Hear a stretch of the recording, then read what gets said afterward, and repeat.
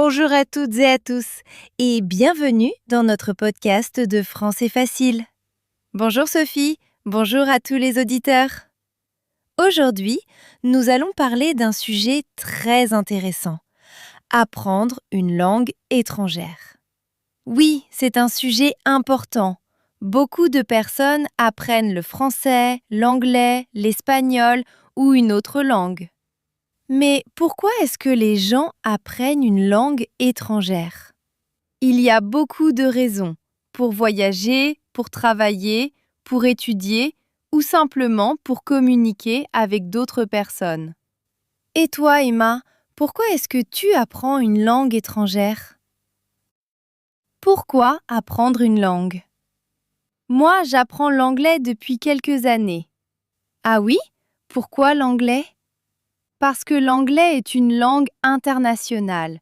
Quand je voyage, je peux utiliser l'anglais dans beaucoup de pays. C'est vrai, même si on ne parle pas la langue du pays, on peut souvent communiquer en anglais. Exactement.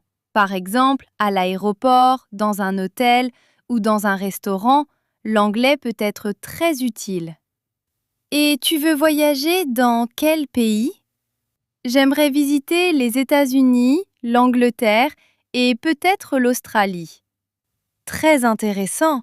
Et tu veux parler anglais pendant tes voyages? Oui, bien sûr. Je veux pouvoir commander au restaurant, demander mon chemin et parler avec les habitants. C'est une excellente motivation. Et toi, Sophie, tu apprends une langue étrangère? Oui, j'apprends l'espagnol. Pourquoi l'espagnol? Parce que j'aime beaucoup l'Espagne. J'aime la musique, la cuisine et la culture espagnole. Tu as déjà visité l'Espagne? Oui, je suis allée à Madrid et à Barcelone. Et tu as parlé espagnol pendant ton voyage? Oui, un peu. Au début, j'avais peur de faire des erreurs. C'est normal, beaucoup de personnes ont peur de parler une langue étrangère. Est-ce difficile? Pour toi, apprendre l'anglais est difficile? Parfois, oui. La grammaire peut être difficile. Qu'est-ce qui est le plus difficile pour toi? Les temps et la prononciation. Oui, la prononciation est parfois difficile. Et toi, qu'est-ce qui est difficile en espagnol? Pour moi, c'est le vocabulaire. Il y a beaucoup de nouveaux mots.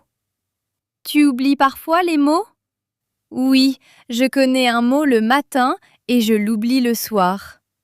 Ça m'arrive aussi. Mais je pense que c'est normal. Oui, quand on apprend une langue, on fait des erreurs. Et les erreurs sont importantes. Oui, parce qu'on apprend grâce à nos erreurs. Il ne faut pas avoir peur de parler. Exactement, même si notre phrase n'est pas parfaite, il faut essayer. Le plus important est de communiquer. Comment apprendre une langue? Sophie, comment est-ce que tu apprends l'espagnol? J'écoute des podcasts et je regarde des vidéos. Tu regardes des films en espagnol? Oui, parfois. Au début, je regarde les films avec des sous-titres. C'est une bonne méthode. Et toi, comment apprends-tu l'anglais? J'apprends un peu chaque jour. Chaque jour? Combien de temps? Environ 20 minutes.